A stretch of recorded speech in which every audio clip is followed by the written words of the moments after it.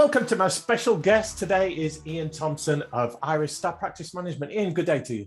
Hello there, Rob. How are you? Well, fantastic. Lovely to have you with us. Ian, for people that haven't come across you, tell us a little bit about your career and what got you here and what you do now in maybe 60 seconds. Is that a big ask? Well, considering it goes back to 1984, it probably is, but I'll try. So I started by selling software to accountancy firms back in the 80s, in the first days of sort of PCs, and for a company that was called Tudor Business Systems, if anybody's listening that is sufficiently old to remember that. And then I joined Star in 1996, so I just clocked up 25 years there. And then 2 years ago, Star became part of Iris Software Group. So that's where I am today. And 25 years in this business, particularly with one company, that's quite rare, isn't it? It is. Although, I mean, some people would say now that it's like being, conditioned. You can't leave. like Hotel California. Yeah, like a long-term prison sentence. You're institutionalized now. You can't go anywhere else. I don't know, but I mean, it does certainly give you a lot of perspective on what's happened in the industry over those the 25 years at Star and the 10 years at Tudor before that. Yeah. So Star has its own brand, but you're very much under the Iris Global brand now. So what does that mean? What is Iris Global? Well, Iris Global, for today at least, is essentially a website where they have the products that they have acquired in more recent times that have a more international reach to them. With Iris having a .co.uk website traditionally, that wasn't seen to be necessarily the right flavor to be getting out across the world in terms of the markets that we're growing in. So that's where irisglobal.com came from as a domain and as email addresses to follow that. And so we sit there along with Practice Engine, Center, FMP, Innovision, all these different products where we don't just see the UK as a potential market, although we definitely do see the UK as a potential market, but we see, frankly, the world as a potential market. And Star obviously had its own brand for so many years. How has the acquisition by Iris changed what you're doing at Star? Well, on a day-to-day level, I think not that much has changed because, they were interested in us because we'd been very successful at what we'd been doing, and they didn't really want to get too involved in that and break a successful formula, I suppose. But what it has done is it's helped us get more resources into the company more quickly. So when we joined Iris, we were about 60 people. We're up to the mid 70s now, and we would be hoping to be over 80 people before the end of the year. And that growth has been in both development and support and consulting. So things like that. And also they have a very substantial marketing department, as everybody I think probably knows. So those kind of group assets and resources that we didn't really have on the same scale when we're an independent company have definitely helped us grow as a business. Yeah. And your role is in the Iris Star Practice Management field. What exactly does that involve? So we're really involved in I'm really involved in two things. The first is developing new client relationships and also maintaining a portfolio of existing clients. So we look for firms who are, for the most part, medium to larger practices who are really looking for something that does a bit more than the average in terms of a practice management solution. Star is a very highly configurable browser-based application. It's a consulting-led solution. A lot of people refer to it, probably me too, as like a mini ERP system. So a solution like that is not going to be for every practice because it requires, time and effort to get right. But once you get it going, the paybacks can be very significant. So we're really looking to find firms that are interested in that level of solution. And there's a lot of talk about practice management. I guess if I asked 50 accounting practitioners exactly what practice management was, I might get 51 different answers. So in the Ian Thompson Dictionary of Life and Business, what is practice management? Yeah, and those 51 answers might all be from partners in the same partnership, of course. So it's a very good question because it's a very broad term. It's been around for a long time, and it does mean different things to different people. I mean, at the core of it, I suppose you've got the traditional items of time recording and billing and sort of whip in, bills out, but it goes a lot farther beyond that in terms of analyzing more about how the firm is performing, where it's performing, looking at, the type of clients you're working with, the type of industries that they're in, and understanding what work is more or less profitable for you, where you should spend more of your time, where you should spend less of your time, and also spreading out into other areas that relate to it, like credit control, job budgeting, scheduling. A lot of the things that for a lot of firms, they're done by disparate systems traditionally. We've got a time recording system over there, we've got a nominal ledger over there, we've got a budgeting system over there, and so on. And it's very hard to manage the data and pull it all together for reporting. And a good practice management system should be pulling all of that together into one spot, so you get greater efficiencies and better reporting, really. Yeah. And as a provider of practice management, how does Irish Star stack up against the competition? Because there's a lot of choice out there, isn't there?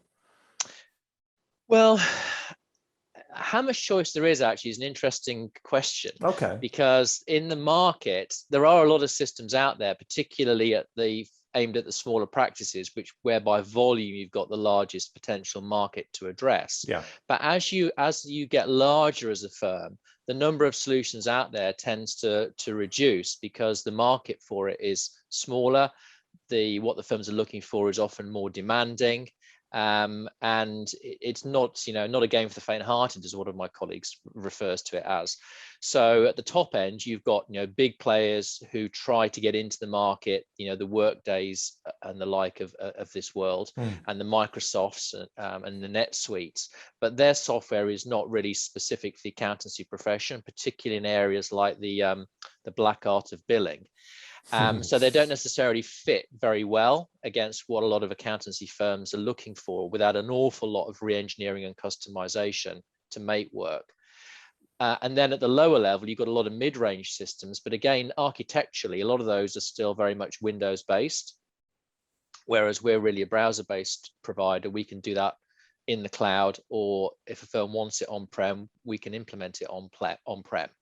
But so when you start to whittle down your options in terms of, I want a system with a lot of breadth and depth, I want it in browser, I want it in cloud, etc., your options start to narrow down, and there aren't that many options once you start to do that.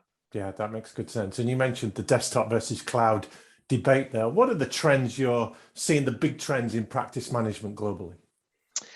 Well, it does vary around the world, I think. Probably leading the charge, I would say, probably North America, the US and Canada, where I think generally, and this is one of the things I've noticed having worked in probably about a week a month over the last 10 years in the US and Canada, is that a lot of partnerships there, at the risk of sounding edgy and controversial to maybe UK clients listening, is a lot of the partnerships there, the leadership of those firms run those firms as businesses, very much as businesses, and not just collective practices. Yeah, commercial entities, aren't they? So they want to know how people are performing, and if they're not performing, and why, and what's happening with their clients, and so on. And it's a very competitive market. It's a very acquisitive market. The ante is up compared to many other places in the world. And so things like having a CEO of an accountancy firm, having a COO of an accountancy firm, not just the big four, but a whole levels below that, was commonplace in North America 10 years ago, and is only really starting to happen in the UK, I think, now, in the last year or two. So I think firms and partnerships really are coming up with some big challenges ahead of them, because as some of the firms become more corporate and more organized in the way that they work, if other firms don't do the same, they're going to find themselves at a disadvantage. So the challenges that firms are facing with practice management are what, in a nutshell? Well, a lot of their problems are homemade, again, at the risk of sounding slightly controversial. But you like controversial. You go ahead and have a rant. Okay, well, this is what you signed up for then. So for example, I don't know anybody in 35 years who said that they look forward to doing their timesheet. Right. So just the simple metrics of getting a timesheet in. Now, whether or not you're using that as the arbiter of what you bill at the end of the day is another matter. But knowing what your staff are doing and how efficient they're being and how long it actually takes to get the work done is still pretty important. And I would argue that particularly when there's more pressure on things like fixed fees these days, and more work is fixed fee based or price card based, or however you want to describe it. Knowing what it's costing you to do that work and where you are against the line in the sand that is the bill to the client is ever more important. And people want to know, when we're 90% of budget, does that mean we're 90% of the way through the job? If we're 90% of the budget but only halfway, then we've probably got an issue.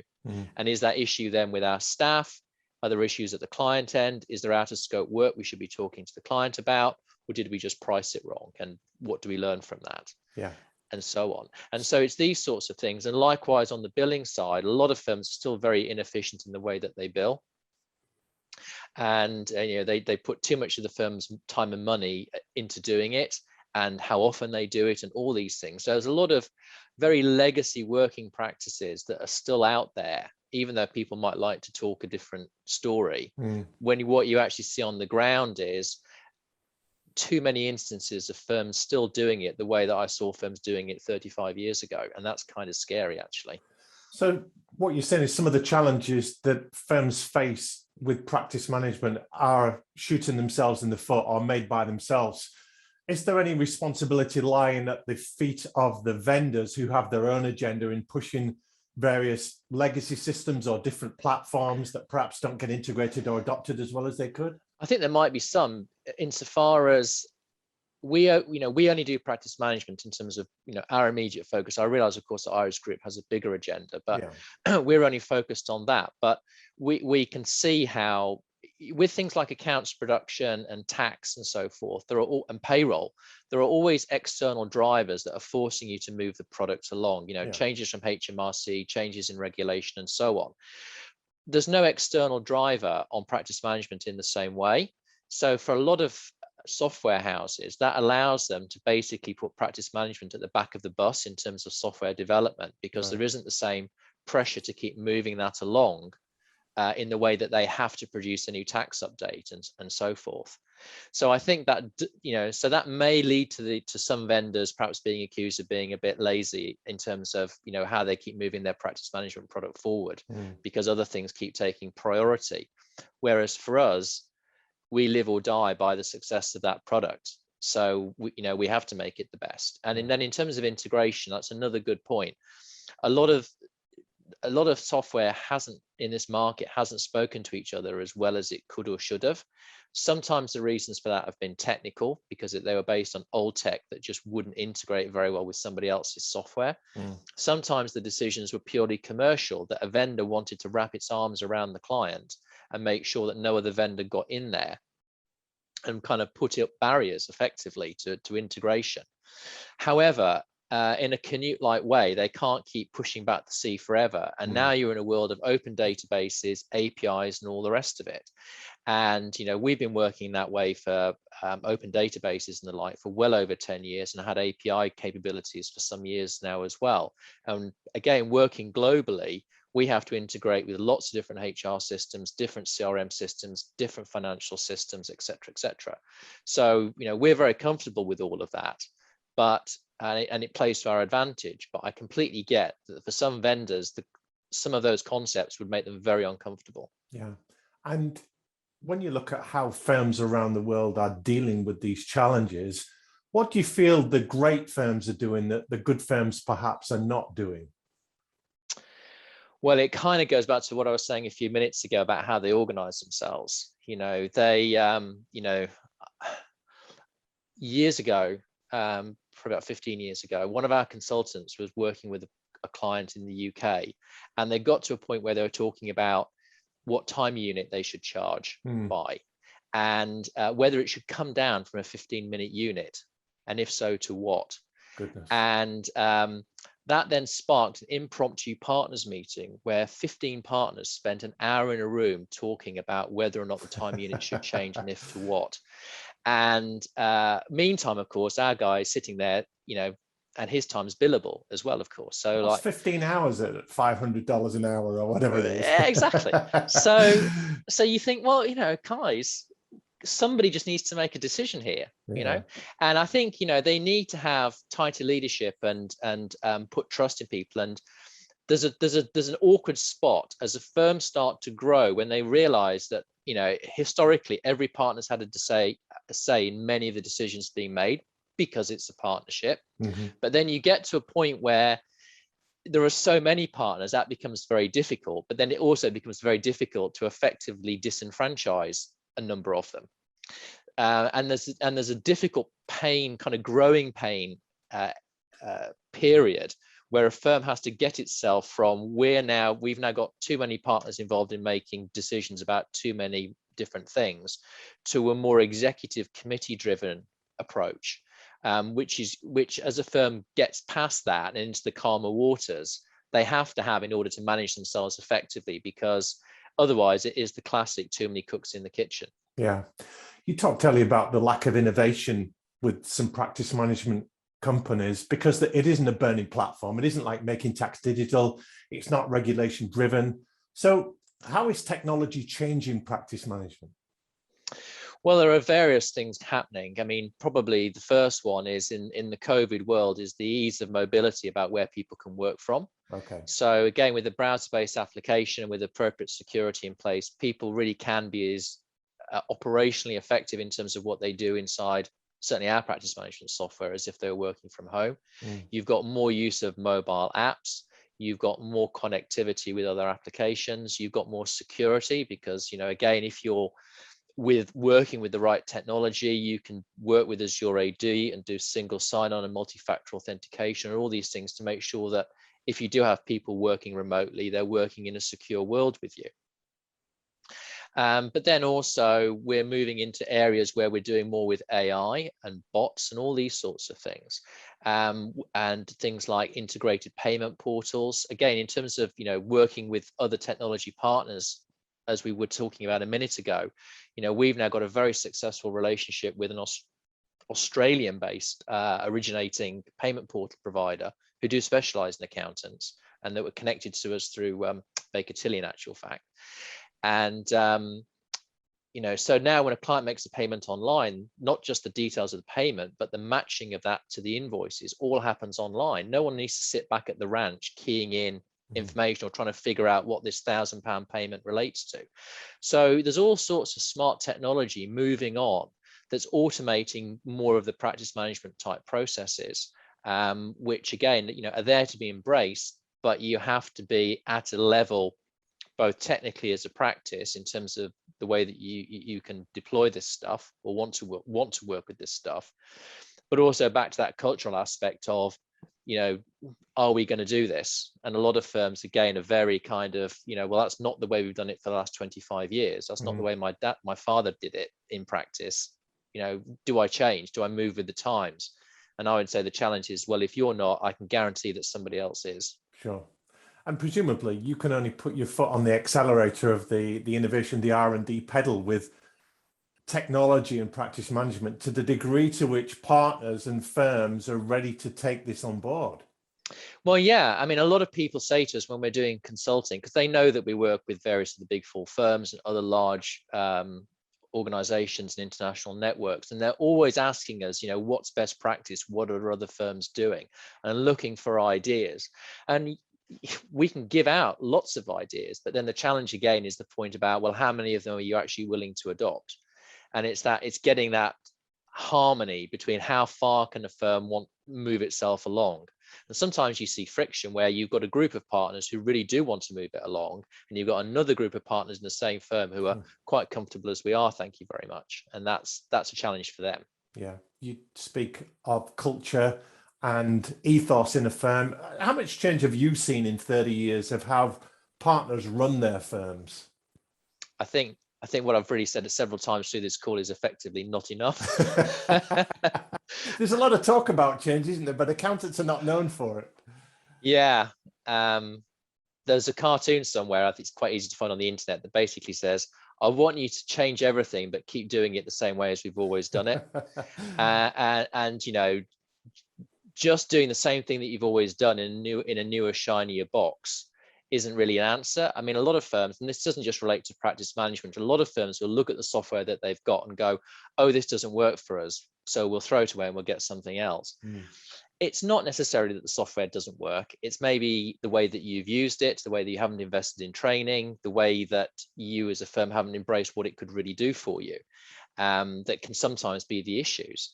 And so I think firms really need to sit down and think, okay, how, we've made a big investment in this.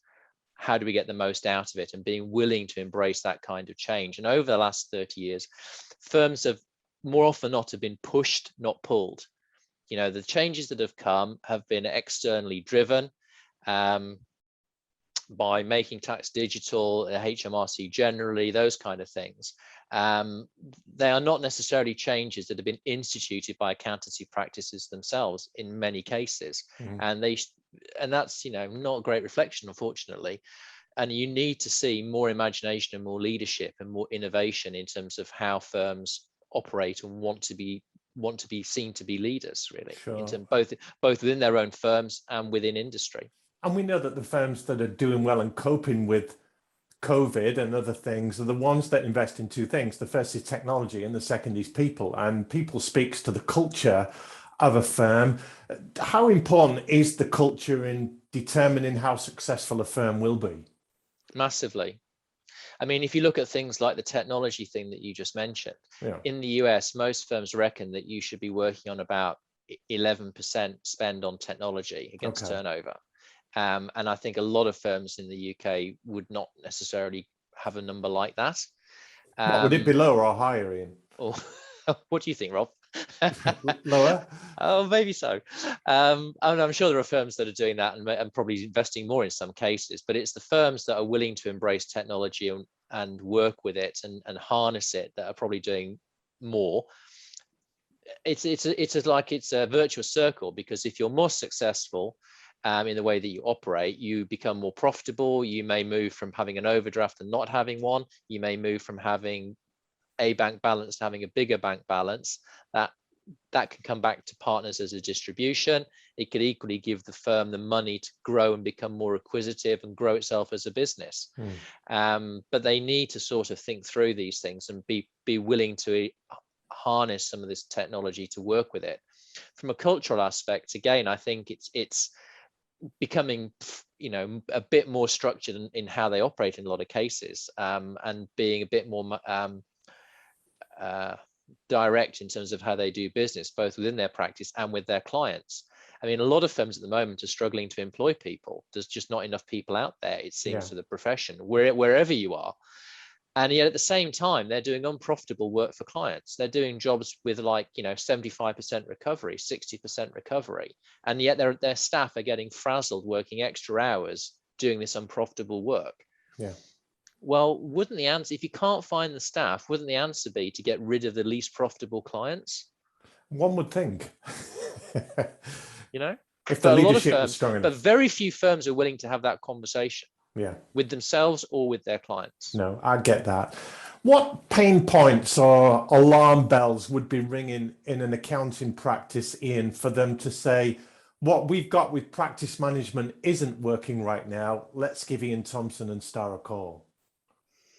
Well, I think most people come to us because they feel that they've either outgrown the system that they've had for many years, or that the vendor that they're working with has lost the plot in terms of, like you were saying about lack of product development a few minutes ago, and they're not really looking after them and they don't see a future in the product.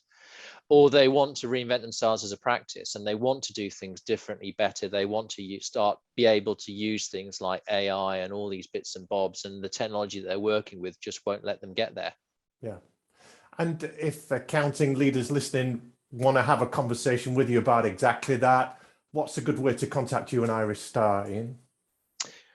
Well, there's obviously the Irish Global website, and particularly if you do irishglobal.com/star, that will take you specifically to our page in the area. But have a look at the general website first, by all means, before you dive necessarily into Star. That's a very good way to get to hold of Star generally. If people want to get hold of me specifically, I think you're publishing some details about me on the website. As they say, you've got my number and you know where I live. So there's always you that they can turn to. Of course. This has been brilliant. And a final question for you. Do you think a post-COVID world is going to change the way accountants run their firms, particularly with practice management? I think it will change. I mean, everyone's talking about how they get their staff back into the office, and I think a lot of firms will not get all their staff back into the office full time, and in many cases they will struggle if they try to force people to come back in when they don't want to, even though contractually they might be able to.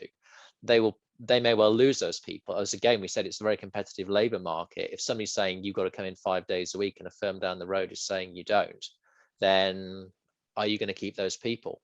So I think we'll see some big changes in terms of how and where people work as a permanent feature. I think that will also then bring challenges in terms of how managers train trainees. If the managers aren't in the office, things like that will be more difficult. I think that the technology that people need to work with from home will become more important. I think a lot of firms struggled where firms were still using bits of paper to do things like billing and expenses, and suddenly everyone was working at home. That gave those firms a real challenge. Sending out paper statements, sending out paper bills, getting a draft invoice even done through bits of paper. People were scribbling on bits of paper, scanning them and emailing PDFs around. I mean, good grief, how much does that cost and how much time does it take? So I think a lot of things will probably change, arguably for the better. I think a lot of people have said COVID, in a sense, has fast forwarded certain tech changes and cultural changes in terms of the embracing any idea of remote working, probably by 10 years compared to what might have otherwise happened. But I do think a lot of that will endure. Yeah. Are you hopeful for the future? Yes, I am. I mean, one of the things about the accountancy profession is whether it's good times or bad times, your clients will still need you, as recent evidence has proven. And many firms have actually had a more profitable time during lockdown, we're finding. Not all, but many, because they haven't had the same costs, but they've still kept churning out the work. And as long as the clients can keep paying, it'll be a successful world. I think you'll see contraction in the number of firms, because although new firms always start at the bottom end for various reasons, you do have an aging demographic in terms of the average age of partners in the profession and so forth. And I think also a lot of firms that might have looked to sell or merge at a time that was then overlaid by COVID will now look to try and do that transaction in 2022, along with all the other firms who would have done it in 2022 anyway. So I think what you might see over the next year is quite a lot of activity in the market in terms of consolidation of firms at all levels, possibly. That's been fascinating. Thanks so much for your time and your insights. Ian Thompson of Irish Star Practice Management. That's been great. Thank you very much, Rob. Take care. Bye. You've been watching or listening to the Accounting Influencers podcast featuring hosts Rob Brown and Martin Bissett, with key interviews, what's working in the accounting profession, and news from the accounting and fintech world that helps you do your jobs better. We go out to 144 countries, over 20,000 unique listeners with 100,000 downloads, and it is accredited for continued professional education and development. Thank you for tuning in.